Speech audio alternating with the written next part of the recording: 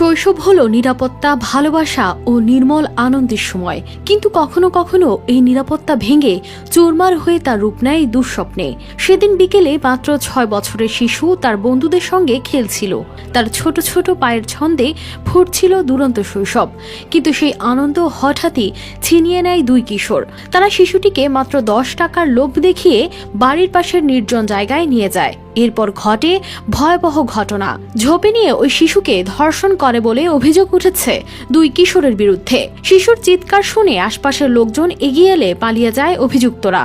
আলামার ফুরি কই কয় দোয়ানছি আমি গান ওই বান্নি তোলার বট গাছে থাকতো জঙ্গলার হেরো দুই ফুলা আর ইলা খাইছি। ওহন খিতালো তুই তো কান্দোস কই বাইবা আমারে ঘটনাটি ঘটেছে হবিগঞ্জের বানিয়াচং উপজেলার দক্ষিণ যাত্রাপাশা গ্রামে।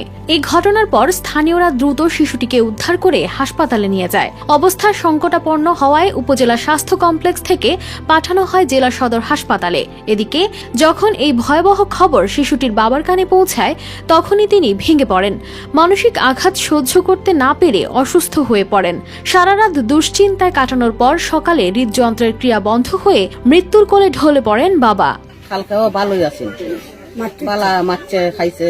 ওখান যখন বাচ্চার এই ঘটনা শুনছে ওই বেটা যখন দশ খাইয়ে গেছে, এই যেন 10 খাইছেন আর উঠছে না। এই ঘটনার পর শিশুটির নানি মিনারা বেগম বানিয়াচং থানায় মামলা দায়ের করেন। তৎপর হয়ে অভিযুক্ত দুই কিশোর নোফায়েল মিয়া ও শামীম মিয়াকে গ্রেফতার করে পুলিশ।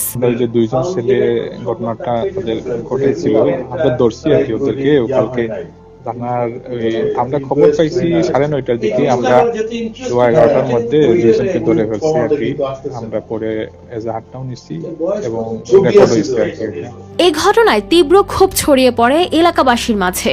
থানা প্রশাসনের কাছে আমরা প্রতিকার নেওয়ার জন্য যোগাযোগ করি এবং ওনার মতো ব্যবস্থা নেন। এবং আজকে সকালে এই অসহায় পরিবারের বাবা যখন মারা যায় শুনে আমরা আরো মর্মাহত হই এবং আমরা আশা করি প্রশাসন এটা দ্রুত ব্যবস্থা নেবে এবং আইনি দ্রুত পদক্ষেপ নেবে এবং সর্বোচ্চ শাস্তি নিশ্চিত করবে। অনেকেই বলছেন এই ঘটনা শুধুই একটি পরিবারের দুর্ভাগ্য নয়, এটি পুরো সমাজের চরম ব্যর্থতা। দোষীদের উপযুক্ত শাস্তির আওতায় আনার দাবি স্থানীয়দের। News desk, RTV।